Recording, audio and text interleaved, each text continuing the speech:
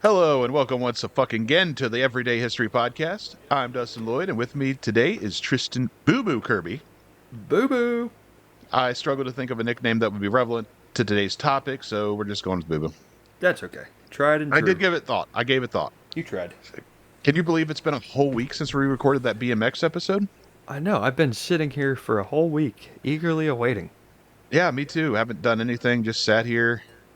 Totally. 7 days. Been pissing and shitting myself in the same spot for 7 days. I've got a bucket and a bunch of jugs. So without any context at all, can you guess what today's episode's going to be about? Tell you what, just the most, whatever pops in your mind, just say it. Cigarettes. No. No. Close? No. Oh, good. Today is the everyday history of the spork. The spork.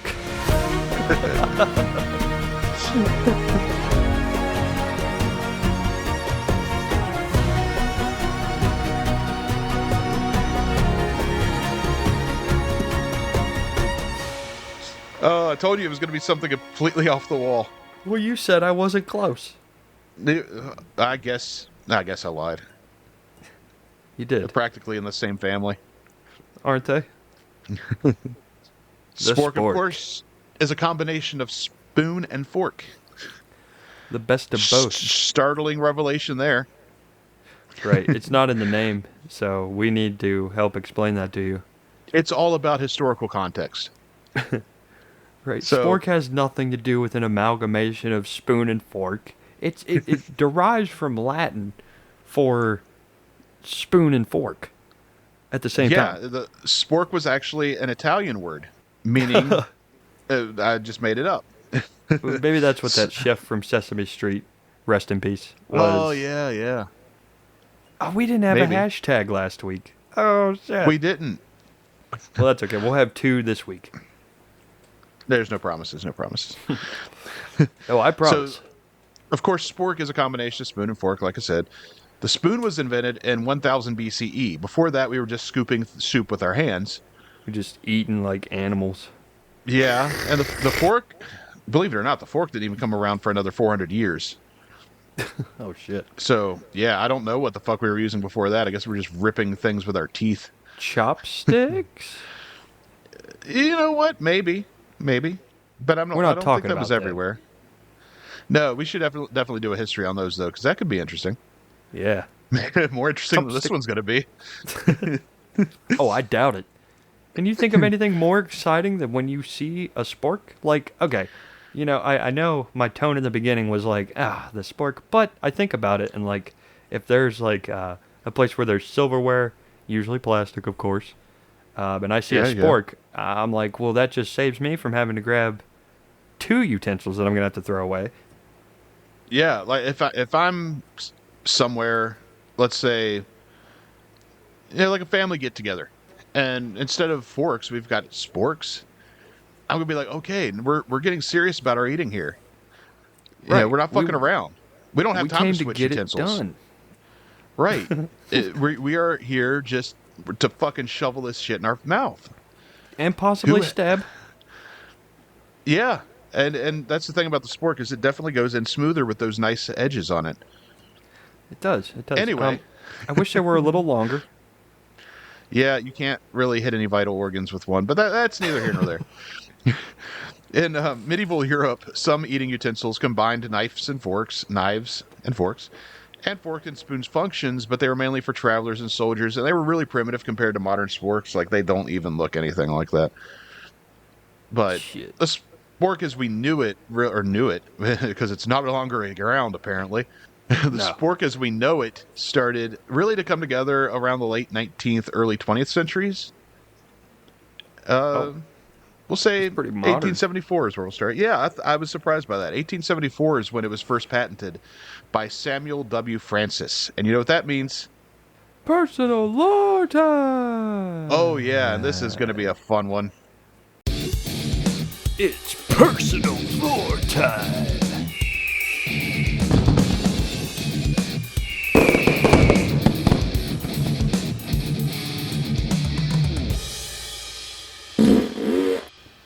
Dun, dun, dun, dun, dun. So he was born in 1835, Samuel W. Francis, and the W stood for Fuckmaster, As it does. The W is as he silent, by the does. way. Yeah, the W is silent. He was one of those guys that was kind of a jack of all trades and a master of fuck. My man after my own heart. I don't know for sure. I don't think he had any kids, so maybe not. Um, he was a doctor, an inventor, an author, and a scientist. Damn. And he lived a pretty short life by today's standards. He died at 51, but good God, did he make it? Like, did he live it hard? Yeah, no shit. He filled his life with stuff. I mean, those are all pretty prestigious. Yeah, he was rock hard his entire life. He earned his medical degree from Columbia University in New York, but he wouldn't limit himself to just clinical practicing. He actually wrote a lot of scientific journals, essays on health, human behavior, and emerging technology. So he was very interested in a lot of stuff, like modern, for the day, technologies and the way that we act and things like that. So pretty interesting. Huh. But he patented the spork, and he didn't call it the spork. If you look up the patent, he called it the combined knives, forks, and spoons. It was basically a spoon base with fork prongs on it and a flat, dull knife on the right side of the spoony part. Oh, that's And brilliant. I saw a picture of it. It just does not look very practical. Clunky, not well thought out. But he invented other things, though. I'm sure you'd like to hear about that. Oh, of course. He invented the self-opening coffin. Real or joke? No, this is real. Oh, God. It was designed so that if someone was accidentally prepared to be buried and then buried alive, it would force the lid to open if they weren't in the ground yet.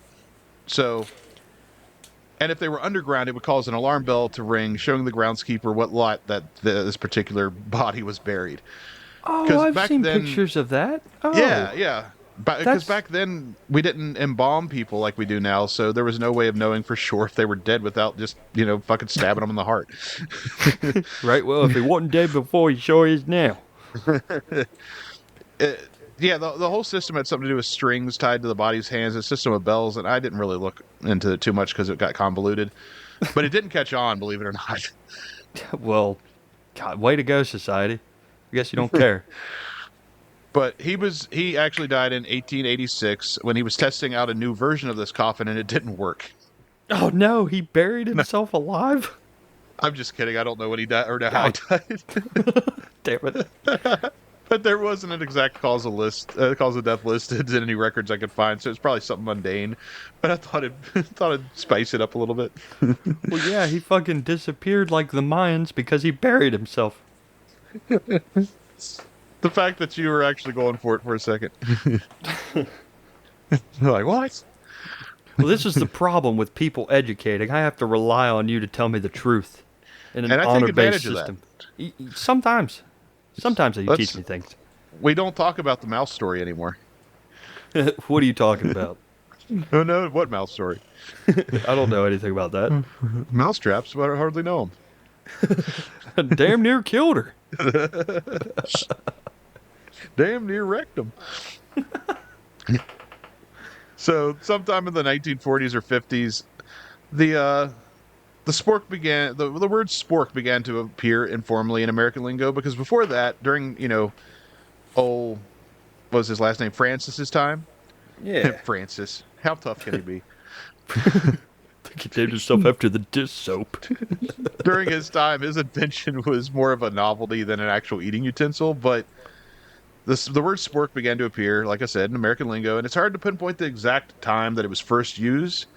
However, the spork we know it today was trademarked by the Van Brode Milling Company, a food processing company from Massachusetts. Oh, Bastin. Oh, yeah, you get those sporks. It's easier to eat in my car. I always use Sporks. car as an example. Get your the sporks. bears. The best. Oh, wait, that's Chicago, isn't it? That is Chicago. Doubles. That's also God. Chicago. Just having a heart attack. No. I'm joking. Joking. How many heart attacks does it make for you? Oh, I'd say about a baker's dozen. Oh, that's old SNL if you guys are familiar with Chris Farley. Oh shit. Oh, and everyone should be familiar with Chris Farley. Right. If you listen to this, there's a chance that you like something that we Stupid, probably like, I'd fat, imagine, right? funny fat guys. Right. Oh.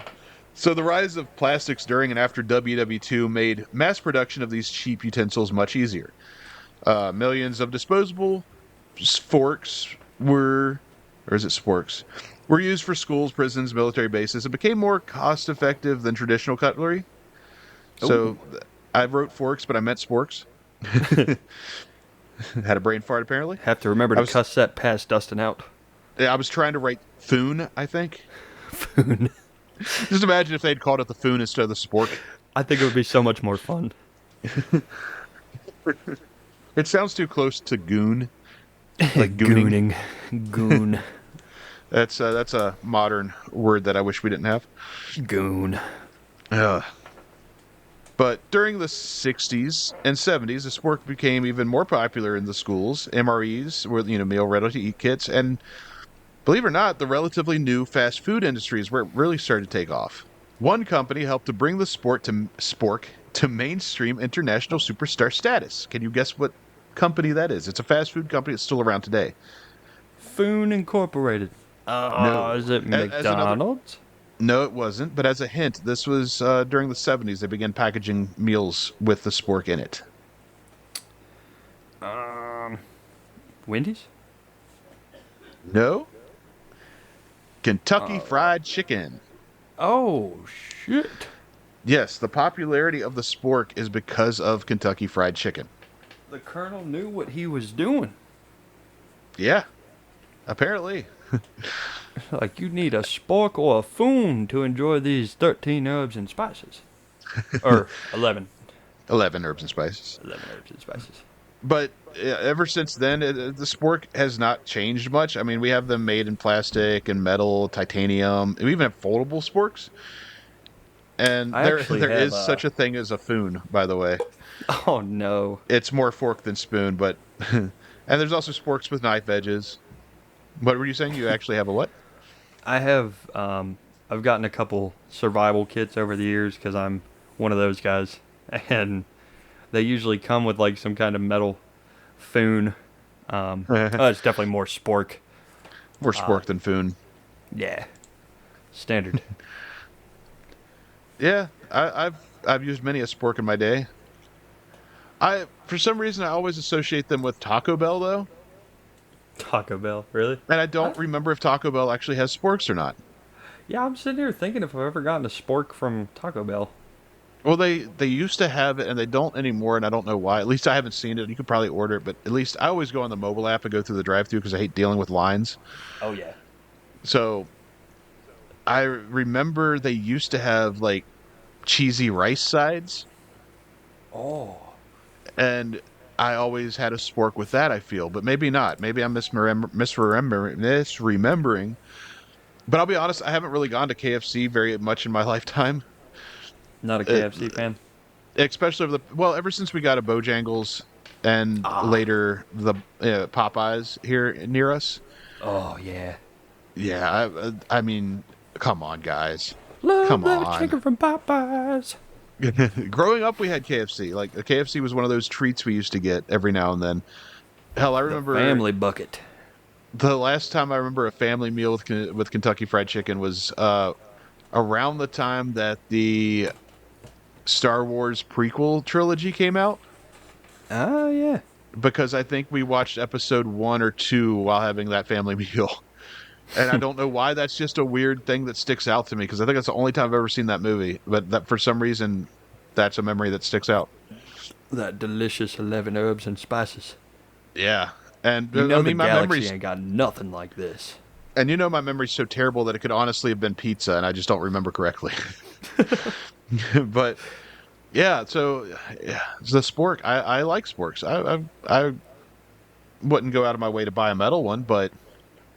Nah, I definitely wouldn't invest in just a spork. But like I said in the beginning, if there's an option between, fork, spoon, knife, Or spork? Well, I think you could tell from my tone which one I'm going for. It really depends on if I've got time to switch utensils.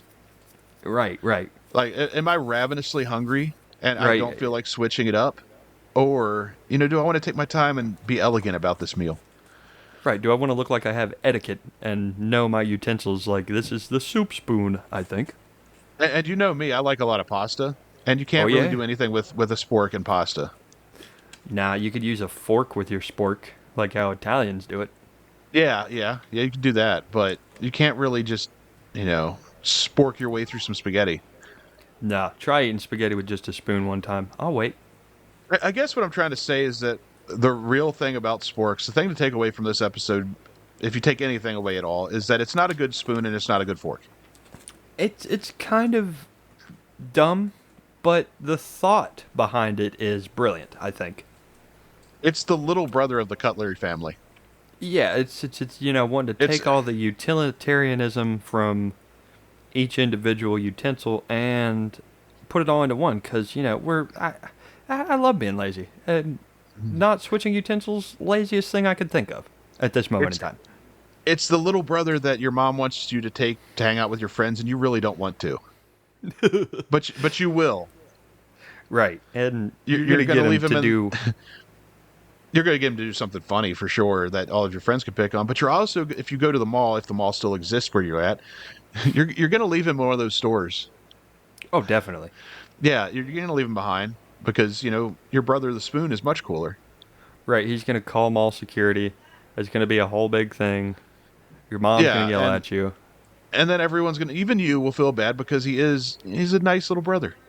He Right, tries. He does his best. that's right. He's nice and goddamn it, in this mean, nasty world with all the spoons and forks and knives, we need more sporks. Yeah, we need more guys. Be sporks in your lives. Hashtag be the spork. Hashtag be the spork. So, yeah, this is a shorter episode than usual because what the fuck do you want? It's a spork.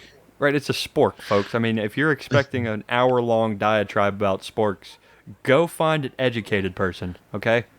And to be fair, we've had a couple of long episodes recently, so hey, we're giving you guys a break, honestly. But hey, there's the history of the spork. It's not much, but it's what we could find. Yeah. And Get sporked. yeah, go spork yourself, and Yeah. Today's sure second to, hashtag, go spork yourself. That's, go yeah, I spork told you yourself. we'd get to. we We'd got get to to, 'em. yeah. Hashtag check out our Patreon. Follow and subscribe, like and smash that like button. And if you're on YouTube, at least you don't have to look at us because we don't have video yet. So hit that Right. like button. I hope you're enjoying staring at that still image. One day we should have video just so people can know why they should listen elsewhere. Yeah, right, right. We will put the face to the voices one day, folks. But until then, if you don't know us, live in mystery and wonder. Hashtag face for radio. 3 of them. See you guys next Tuesday, maybe.